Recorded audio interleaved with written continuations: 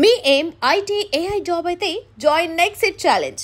Job తెచ్చుకోండి, 5 లక్షలు తీసుకోండి. నమస్కారం, వెల్కమ్ టు ఐడ్రీమ్ మీడియా. నేను మీ సంగీత. ఒక 4 రోజుల నుంచి కూడా సోషల్ మీడియాలో ఒక వీడియో తెగ వైరల్ అవుతుంది. అంటే దీని మీద నన్ను చాలాసార్లు కొంతమంది కూడా క్వశ్చన్ చేయడం జరిగింది.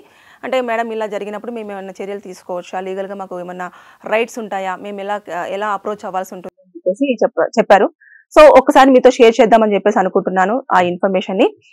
ఆ వీడియో ఏంటనంటే, అది నార్త్ సైడ్ అనుకుంటాను, ట్రైన్ లో ఒక అమ్మాయి ఏసీ కోచ్ లో సిగరెట్ తాగుతూ చాలా హల్చల్ చేసింది. అంటే మామూలుగా ట్రైన్లలో సిగరెట్ అనేది నిషేధం, తాగకూడదు. అలాంటిది ఆ అమ్మాయి ఏసీ కోచ్ లో కూర్చొని ఏదైతే స్లీప్ బుక్ చేసుకుందో ఆ సీట్ లో కూర్చొని మంచిగా దర్జాగా సిగరెట్ తాగుతూ ఉంటే చుట్టుపక్కల వాళ్ళు కొంతమంది, అదేంటమ్మా అసలు సిగరెట్ తాగుతున్నావు, అలా తాగకూడదు కదా అంటే ఆమె చాలా ఫైర్ అయిపోయింది. ఫైర్ అయిపోతే ఒక అతను వెంటనే ఇమీడియట్ గా కెమెరా ఆన్ చేసి ఆ వీడియో తీయడం స్టార్ట్ చేశాడు. ఎందుకు వీడియో తీస్తున్నావు అని చెప్పేసి ఇంకా వారిని ఇష్టం ఉన్నట్టుగా తిట్టేసి నోటికి వచ్చినట్టు ఆ సిగరెట్ మాత్రం పాడేయట్లేదు, చేతిలోనే అలా పెట్టేసుకొని వారి మీద ఇంకా అరుస్తూ అంత రచ్చ చేసేసింది. మేము పోలీసులకు కంప్లైంట్ చేస్తాము అని అంటే, సరే మీరు ఏం చేసుకుంటారో చేసుకోండి, నేనైతే సిగరెట్ తాగాలనుకుంటున్నాను, తాగుతాను, ఇది నేను నా ప్రైవసీ, నేను కంపల్సరీగా నేను తాగుతానని చెప్పేసి ఆమె హ్యాపీగా అక్కడ కూర్చొని సిగరెట్ తాగేస్తుంది. మీరు చెప్పుకోండి పోలీసులకి అని చెప్పేసి. ఇలాంటి సందర్భాలలో కూడా మనం లీగల్గా వారిపైన చర్యలు తీసుకోవచ్చు. ఇది చాలా మందికి తెలిసి ఉండదు. ఎలా తీసుకోవచ్చు అంటే, ఫస్ట్ ఆఫ్ ఆల్ మనము అది ఇన్సిడెంట్ జరుగుతున్నప్పుడు మీరు వాళ్ళతో వాగ్వాదం ఏం పెట్టుకోని అవసరం లేదు. ఇమీడియట్ గా మనకు ఏదైతే ఎగ్జామినర్ ఉంటారు కదా, మన టీటీ అంటాం మనం, టికెట్ ఎగ్జామినర్ ఎవరైతే ఉంటారో అతన్ని పిలిచి అతనికి కంప్లైంట్ ఇవ్వండి. లేదు అనుకుంటే రైల్వే ప్రొటెక్షన్ ఫోర్స్ అని చెప్పేసి వాళ్ళు కూడా ఉంటారు, వారికైనా కూడా ఇన్ఫర్మేషన్, వారు కనుక అందుబాటులో లేకపోతే, ఆ అధికారులు అందుబాటులో లేరు, మనకు ట్రైన్ ఇక్కడ కనిపించలేదు అనుకుంటే మనము మొబైల్ నుంచి కూడా వాళ్ళకి కాల్ చేసి ఇన్ఫర్మేషన్ అందించడానికి ఉంటుంది. రైల్వే హెల్ప్ లైన్ నెంబర్ వచ్చేసి 139. అదే విధంగా ఆర్పిఎఫ్ అంటే రైల్వే ప్రొటెక్షన్ ఫోర్స్ సంబంధించిన నెంబర్ వచ్చేసి 182. ఈ నెంబర్ల నుంచి కూడా మనం కాల్ చేసి ఇలా మనం ఈ కోచ్ లో ఇక్కడ ఈ అమ్మాయి ఇలా ప్రవర్తించింది, లేదంటే అబ్బాయి ఇలా ప్రవర్తించి సిగరెట్ తాగుతూ ఉన్నాడు, మాకు చాలా ఇబ్బందికరంగా ఉంది అని చెప్పేసి మనము వారికి కంప్లైంట్ ఇవ్వడానికి ఉంటుంది. అదే విధంగా ట్రైన్ కు సంబంధించిన యాప్ కూడా ఉండడం జరుగుతుంది. దాంట్లో కూడా మనము కంప్లైంట్ అనేది విత్ ఫొటోస్ తో పాటు అప్లోడ్ చేసి మనం కంప్లైంట్ ఇవ్వడానికి అనేది కూడా ఉంటుంది. అంతేకాకుండా మనం లీగల్ గా ఇండియన్ పీనల్ కోడ్ ప్రకారంగా కూడా, ఆ చట్టాల ప్రకారంగా కూడా మనం చర్యలు తీసుకోవడానికి ఉంటుంది. ఒకవేళ ఇవన్నీ చేసినా కూడా మనకు ఎలాంటి న్యాయం జరగలేదు, ఎలాంటి చర్యలు తీసుకోలేదు అనుకున్నప్పుడు మనము ఇంకా అది అక్కడికి వదిలేసి ఆ ప్రూఫ్స్ అన్ని తీసేసుకొని మనం ఆ రోజు వెళుతున్న ట్రైన్ లో మనం ఇలాంటి ఇబ్బందులు పడ్డాము అని చెప్పేసి మనం కేసు ఫైల్ చేయొచ్చు. ఆ అమ్మాయికి సంబంధించిన డీటెయిల్స్ తీసుకొని, తర్వాత ఆ ట్రైన్ కి సంబంధించిన డీటెయిల్స్ అన్ని తీసేసుకొని ఇవన్నీ చేసేస్తే మరి ఆ అమ్మాయి డీటెయిల్స్ ఎలా వస్తాయంటే, ఇన్ఫర్మేషన్ యాక్ట్ కింద మన ట్రైన్ లో ఆ రోజు జర్నీ చేసిన వాళ్ళు ఎక్కడి నుంచి ఎక్కడికి ప్రయాణం చేశారు, వారి ఫోన్ నెంబర్ అవన్నీ అంటే వాళ్ళు ఖచ్చితంగా ఇవ్వడం జరుగుతుంది. దాని ప్రకారంగా మనం అవన్నీ డీటెయిల్స్ కలెక్ట్ చేసుకోవడానికి ఉంటుంది.